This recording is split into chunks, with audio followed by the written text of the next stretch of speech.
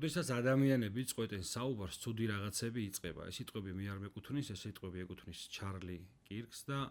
როგორც ხვდები დღეს ვაპირებ ვისაუბრო ჩარლის პერსონაჟზე და ზოგადად ჩვენ საზოგადოებაში და მსოფლიოში არსებულ პრობლემაზე, რასაც ქვია განსხვავებული აზრის მიუღებლობა. უпростоრად აი ამ კონტექსტზე უფრო მინდა გავამახვილო ყურადღება ვიდრე თვითონ ჩარლიზი.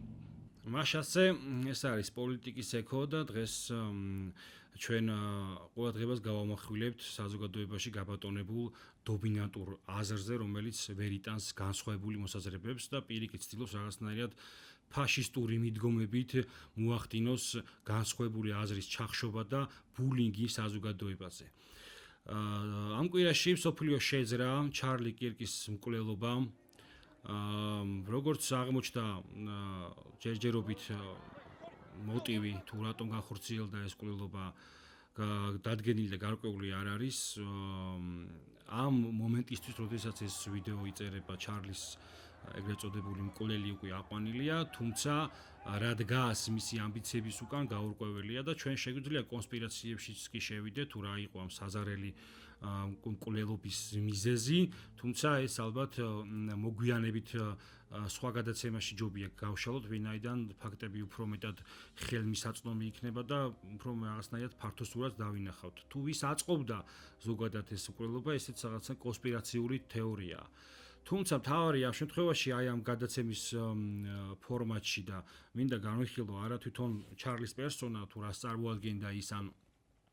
როგორ პოზიციონირებდა, ამაზე ალბათ ბევრიც ნახეთ და ბევრიც წაიგითხეთ, იმდენად რეზონანსული ამბავი იყო, არამედ იმ რეაქციებზე, რა რეაქციებიც გამოიწვია. საკუთრივ შეერთებულ შტატებში ბევრი აღმოჩნდა ისეთი რაღაცნაირად ამ ლიბერალური იდეოლოგიის გეწოდებული მსხვერპლი, უფრო მეტად ამას ლიბერალიზმის კი აღარ ქვია, თანამედროვე ლიბერალიზმზე მოხდა საუბარი, რაღაცნაირად ვოლქიზმის მსხვერპლი, რომელიც იზიარებდა ჩარლის მკვლელის პოზიციას თითქოს და მოხარული იყო ამ ამბით. რამოდენიმე ადგილას გავრცელდა სოციალურ ქსელში სურათები, რომ წარწერებიც კი გაჩნდა, რომ მეტი ჩარლი უნდა მოკვდეს ამ ქვეყანაში. თანათქმა უნდა ეს დამღუპველია, თუმცა კიდევ უფრო შემაშფოთებელია ჩვენთვის, ამერიკა რაღაცნაირად თავის საზოგადოებას მიხედავს და დაალაგდებიან ყოველ შემთხვევაში, მაგრამ ჩვენთვის უფრო აღმაშფოთებელია ის, რომ ჩვენ საზოგადოებაშიც გამოუჩნდნენ ამ შეხედულებას მეხოტბეები და უამრავი ასე იგი სტატუსი შეხვდა სოციალურ მედიაში, რომ რატო გლოვობთ ხალხო, ეს ადამიანი უკრაინაზე ცუდს ამბობდა და ეს ადამიანი ისეთ ფუნდამენტალურ ღირებულებებზე საუბრობდა, რომ არ შეიძლება როგორიც არის აბორტის უფლება და ასე შემდეგ, ხო? ერთი შეხედვით შეიძლება თქვათ, რომ თავი დაანებეთ თავისთვის რაღაცას ეგრეთ წოდებულ იდიოტობას საუბრობს, თუმცა ესე არ არის, მეგობრებო, იმიტომ რომ იმდენად შემაშფოთებელია მათი ეს რაღაცნაირად დამოკიდებულება, რომ ზუსტად იგივე დამოკიდებულებას ხვდებით ხოლმე, როდესაც ჩვენგან ისმენენ განსხვავებულ აზრს ეს ადამიანები და რაღაცნაირად თავიანთ ვაკუუმში არიან ჩაკეტილები და თითქოს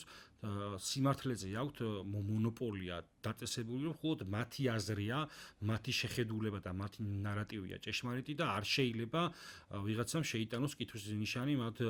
ესე იგი სიმართლეში. მეორეს მხრივ კიდე უკრაინაზე რასაც საუბრობდა ეს ადამიანი, ხო? შეიძლება ყველა ვიდეო მისი ნანახი არ ამოქვს, თუმცა რაზეც მოდის ხოლმე ძირითადი პრეტენზიები, რომ აი დაუშვათ არ შეიძლება ხო ამერიკა მიაწოდოს მას იარაღი და ადრე თუ გვიან ეს კონფლიქტი უნდა დასრულდეს მშვიდობიანად და ცეცხლი უნდა შეწყდეს. დღეს ჩვენ ამ რეალობის მომსწრები ვართ და საბოლოო ჯამში ეს კონფლიქტი აქეთკენ მიდის რა. მართალია ტრამპმა ხა ბოლო პერიოდში განაცხადა, რომ შეიძლება მან გარკვეული სანქციები ფინანსური დაუტესოს რუსეთს, იმიტომ რომ ის არ ჯდება მოლაპარაკების მაგიდაზე. იმიტომ კი არა რომ ის შეიჭრა უკრაინის ტერიტორიაზე, არამედ იმიტომ რომ არ აყენებს გზელვადიანი მშვიდობის პირობებს, ხო? და მაშინ ჩვენ შეგვიძლია ვიფიქროთ საფუძვლიანად, რომ ეს ადამიანები, მათ შორის იგივე შეერთებულ შტატებში იქნება თუ ჩვენს საზოგადოებაში, სხვა ამერიკის დღევანდელი ისტაბლიშმენტზეც იგივე აზრის არიან რა. და ალბათ ღმერთმა დაიფაროს, რა თქმა უნდა, ყველა ადამიანი ეგეთი საზარელი მკვლელობისაგან, თუმცა რომ დაუშვათ ჰიპოთეტურად მსგავსი ამბავი, ესენი ალბათ სიხარულით დაწერენ, რომ დონალდ ტრამპი, რომელიც პირველი მტერი იყო უკრაინისა, დღეს უკვე აღარ არის, ხო? უბრალოდ ალბათ ამას ხალხმა ვერ საუბრობენ, თავიანთ ბაბლში დარწმუნებული ვარ უეჭველად ამაზე ხშირად, როდესაც თუნდაც ოვალურ კაბინეტში როცა ზელენსკის შეხვდა და კოსტუმზე იყო საუბარი და ტონი არ მოეწონათ და თუნდაც ის ალიასკის შეხვედრას, როდესაც პუტინს შეხვდა დონალდ ტრამპი, რომ ომის ტერორის ხელს როგორ ართმევსო, თავიანთ ბაბლში ამას უფრო აგრესიულად გამოხატავენ, მაგრამ საზოგადოებრივ ვერ აფიქსირებენ იმ მარტივი მიზეზიდან გამომდინარე, რომ ერთადერთი იმასაც აცნობიერებენ, რომ ამ დიდ კონფლიქტში, რასაც ქვია უკრაინა-რუსეთის დაპირისპირება, უბრალოდ დასავლეთ რუსეთის დაპირისპირება, რომ ამერიკის შეერთებული შტატები არის გადამწყვეტი ფაქტორი იმისა, რომ რაღაცნაირად ისე არ დაიჩაგროს უკრაინა, როგორც იქნებოდა მარტო დარჩენის შემთხვევაში. და ამას რო აცნობიერებენ, ალბათ ერიდებიან უფრო მეტად ამ დღევანდელი ისტაბლიშმენტზე ეგრეთ საუბარს, თორე გინდა ვიცე-პრეზიდენტი და გინდა თავდაცვის მინისტრი, უკვე ომის მინისტრი, ყველა დაახლოებით ამ პოზიციაზეა, ხო? ჯედი იმესმის ის განაცხადა, რომ დაიღალა ამერიკა უკრაინის ომის დაფინანსებით. მოკლედ ეს უკრაინის თემას რო შევეხოთ და მეორე მხარია კიდე ჩვენ ქართველებმა კი გადავიტანეთ, რა თქმა უნდა, ხო, დიდი ტრაგედია გადავიტანეთ იგივე რუსეთთან დაპირისპირების, არა მხოლოდ ეხლა 21 საუკუნეში ჩვენ ანტკინეული ისტორია და გამოცდილება გაგვაჩნია და ლოგიკურია ის, რომ რაღაცნაირად რუსეთის ყველა ფეხის დაცდენა შეიძლება ჩვენს რაღაცნაირად ჩვენს ქვეყნის გამარჯვება დაღიქვას ვიღაცამ, მაგრამ ის რომ სურვილი გაქვს და იდეა ფიქსად დაისახე, რომ იცი რა, რუსეთი ამ ომში უეჭულად მარცხდება და ეს რაღაცა ჭეშმარიტების დოგმად გინდა რომ გაასაღო, ესე არ არის რა და რომც ესე იყოს რაღაცნაირად ჯანსაღი აზრი, თან თუნდაც არაჯანსაღი იყოს, განსხვავებული აზრი, რომელიც კითხვის ნიშნებს სვავს, იქნება ესე არ ხდება, იქნება არ სრულდება ეს კონფლიქტი ესე. არ შეიძლება რომ შეერაცხო ეგრევე პრორუსულად და პრორუსული კიდე სამწუხაროდ ისეთი რეაქციები ნახეთ და ჩარლის კვლელობის შემდეგ პრორუსულად შეერაცხვა კიდე ის ყოფილა ხო შეღავათი რომ პირიქით რა კარგია რომ მოკვდა და კიდევ ერთი ადამიანი გამოეცალა ესეთ კიდევ ერთი რუსი ესე რუსად მონათლეს ჩარლი რაც შემდეგ ის ადამიანი საუბრობდა ამერიკული გადმოსახედიდან იმ გადმოსახედიდან რასაც რეალ პოლიტიკა ქვია იმ გადმოსახედიდან რასაც ახალი მსოფლიო წესრიგის ფორმირება ქვია და ჩვენ გვინდა თუ არ გვინდა იმპერიები გადახედეთ ისტორიას, მხოლოდ ის ისტორია არ არის საქართველოს რუსეთის ცნობილი ქალდი რო ვრცელდება ხოლმე სოციალურ მედიაში, არ დაგვიშავა რუსეთთან და რო იწყება 1700 წლიდან. მარტო ეგ არ არის ისტორია, მეგობრებო. ისტორია არის თანამედროვე პოლიტიკის ენციკლოპედია, ხო? გადახედეთ ისტორიას. იმპერიები, როდესაც იწყებენ ომებს, ომის დაწყებიდან ითვლიან ომის დასრულების თარიღს. სადღაც ისინი ერთმანეთს ართმევენ ხელს. ყინავენ კონფლიქტს, რიგდებიან ერთმანეთთან და ასე შემდეგ. რაც შეეხება იმ ახალ მსოფლიო წესრიგს, ხო, ჩვენი წინა გადაცემებს თუ ნახავთ, კარგად არის ახსნილი, რომ მიმდინარეობს გლობალური სამხრეთის, ანუ დასავლეთის ალტერნატიული პოლიტიკური სივრცის ჩამოყალიბება, რაშიც უმთავრესი როლი აქვს ჩინეთს, ინდოეთს და რუსეთს, მათ შორის იქით უკვე ბრაზილიას და არაბულ სამყაროს. მათ შორის ირანსაც. ამ გლობალური სამხრეთული ღერძის ჩამოყალიბება არის დასავლეთისთვის, შეერთებული შტატებისთვის გეოპოლიტიკური კატასტროფის ტოლფასი. Twins კარგად იცნობს გეოპოლიტიკას და ვინც რაღაცნაირად, ოდნავ შეხებაში მაინც არის, მთელი ამერიკული პოლიტიკა, მათ შორის მე-20 საუკუნეში იდგა იმაზე, რომ სამხრეთული გლობალური ღერძის ჩამოყალიბებისთვის შეეშალა ხელი. გარდა ამისა, აითვისებინა ის სავაჭრო მარშრუტები, რომელიც ხელს შეუშლიდა აი ამ გლობალური სამხრეთის კოალიციის ეკონომიკურ განვითარებას. და ის რომ შეერთებული შტატები ჩვენ წინა გადაცემაში ახსენეთ კიდევაც და ესე თეორია ჰიპოთეზა შემოგთავაზეთ რომ ალიასკის შეხვედრას მთავარი ამოცანა უკრაინის ომის დასრულება კი არ იყო, არამედ ის რომ ამ გლობალური სამხრეთის კოალიციიდან რუსეთი რამენაირად ამოვარდნილიყო. და ეს გარიგება, პოლიტიკური გარიგება, რომლის ხერხი შეიძლება უკრაინა იყოს, ადრე თუ გვიან მაინც შედგება. რა თქმა უნდა, ვისურვოთ ჩვენ და მათ შორის, ავიცი, ყველა საღად მოაზრული ადამიანმა, რომ ამ გარიგების პროცესში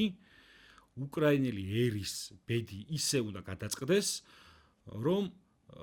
მაქსიმალური პოზიტივი და სარგებელი მიიღოს. ის რომ უბედურება და ომი გამოიარა, ეს უკვე თავისთავად არის დიდი ტრაგედია და ამის იქით რომ აღარ გავრცელდეს მათი სახელმწიფოებრივი ტრაგედია, ამაზეა საუბარი. რა თქმა უნდა, ყველამ უნდა უგულშემატკივროთ იმას, რომ ასნაირად არ მოხდეს მასე, მაგრამ რეალ პოლიტიკაა ეს და ამას საუბრობდა ხო ჩარლი კირკი ამაზეას უკრაინის ომზე თუ გაქვთ საუბარი მათ შორის მას თავის პოზიციები ჰქონდა ისრაელს უბრალოდ ეხა ისრაელზე და პალესტინაზე ამ გადაცემაში არ ვისაუბრებ დაუბრუნდები ისევ ამ განსხვავებული აზრის მიუღებლობის საკითხს მე არ ვიცი ეს ადამიანები რომლებიც და ამ გადაცემაში რამოდენიმე სტატუსს განახებთ უბრალოდ არ გვინდა პიროვნებები გამოჩნდეს და დაუბლარავთ მაგრამ ეს ადამიანები რომელთაც აგრესიულად აფიქსირებენ არცერიდებიან ხო ამის თავის აზრის დაფიქსირება მიუხედავად იმისა რომ თელმა სოფლიომ იქ ცნობილი მომღერლები სპორტსმენები გამოვიდნენ რომელსაც რა ვიცი სხვა სოციალურ პრობლემაზე თუ პოლიტიკურ ტრაგედიაზე არ დაუფიქსირებია და ამაზე დააფიქსირეს პოზიცია იმიტომ რომ რაღაცნაირად ეს თვითონაც აღიქვეს ისე რომ ეს არ იყო მხოლოდ რაღაცა კონკრეტული პირის საზარელი მკვლელობის ამბავი ეს იყო მასე გამოვლენილი ანუ საზოგადოებრივი შეფასება ამ მკვლელობაზე იყო ის ერთ-ერთი მთავარი პრობლემა რომელიც 21 საუკუნეში ყველას აწუხებს და ალბათ ესეც იყო მათი გამოხმაურების мотивация რა და სხვათა შორის ტრამპა ისიც თქვა რომ ჩვენ კარგად დააკვირდებით თუ ვინ ხარობს ჩარლის სიკვდილით და აუცილებლად დაიჭება ყველაოდან უცხოელებზე იყო საუბარი რომ ვიზას აღარ მიცემთ ეგეთ ადამიანებს და რაღაც სპეციალური პორტალიც კი შეიქმნა როგორც ნახემ ეს სოციალურ მედიაში გავრცელდა სადაც ტვირთავენ ამ სტატუსებს და მოერიდეთ რა ვიცი მეგობრებო თქვენთვის არის იდეაფისად ქცეული ეს პოლიტიკური სივრცე და წასვლა თუ გინდათ მოერიდეთ მაინც მაგრამ ნუ ეს რა თქმა უნდა ხუმრობით არ შეიძლება მორალურად ხო გაუმართლებელია და გარდა ამისა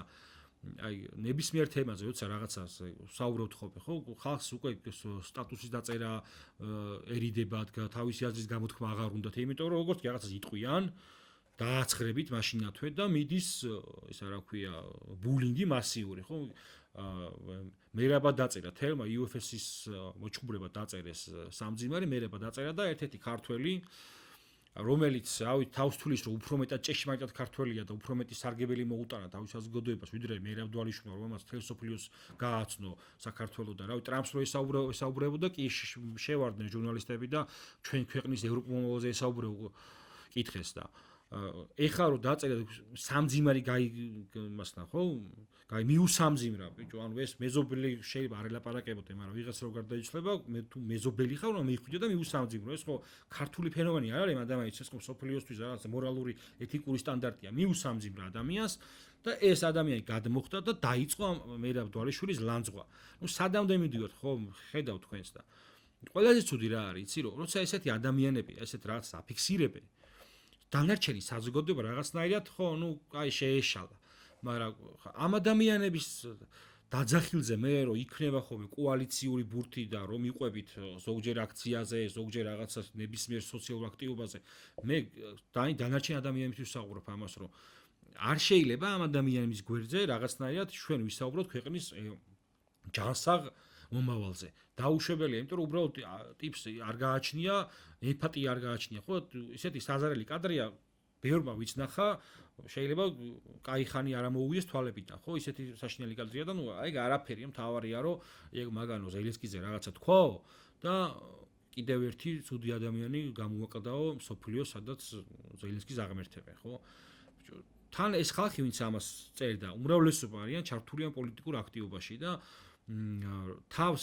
მომსხდარები არიან იმ პოლიტიკურ პროტესტზე რომელიც ჩვენ ქვეყანაში მიმდინარეობს და ძალიან სუდია იმიტომ რომ ეს პროტესტას აზიანებს და ზოგადად პოლიტიკურ პროცესას აზიანებს და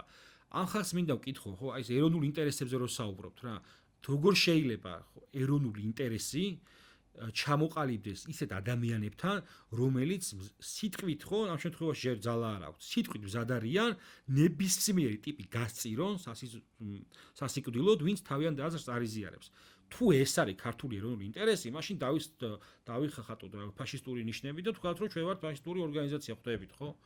მაგრამ ნუ ხო ხვდებით რომ ეს არა მარტო ამორალური არამედ დამუპველია ჩვენი პროცესისთვის და ზოგადად ჯანსაღი საზოგადოებრივი ურთიერთობისთვის. ეგეთი ხალხი რავი არც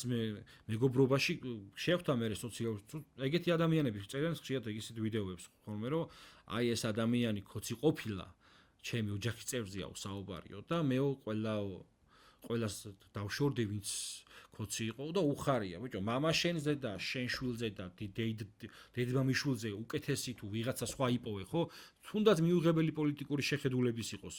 იმასთან თუ ვერ მოახერხე შენ დიალოგი რო ოჯახში ერთიანობა შეინარჩუნო ხო როგორ გინდა რომ შენ წამოყვე ერთიანი ქვეყნის ჯანსაღი სამოქალაქო საზოგადოების შენებლობის ბრძოლაში ვერ წამოყვები ხო იმიტომ რომ შენ შვილი უკუაგდებ შობელზე იძახოდი რომ არ მინდა მასთან ერთად ცხოვრება იმიტომ რომ ის განსხვავებული პოლიტიკური მასია გავადრო და საქართველოს შეიძლება აღარც ქართული ოცნება აღარ იყოს აღარც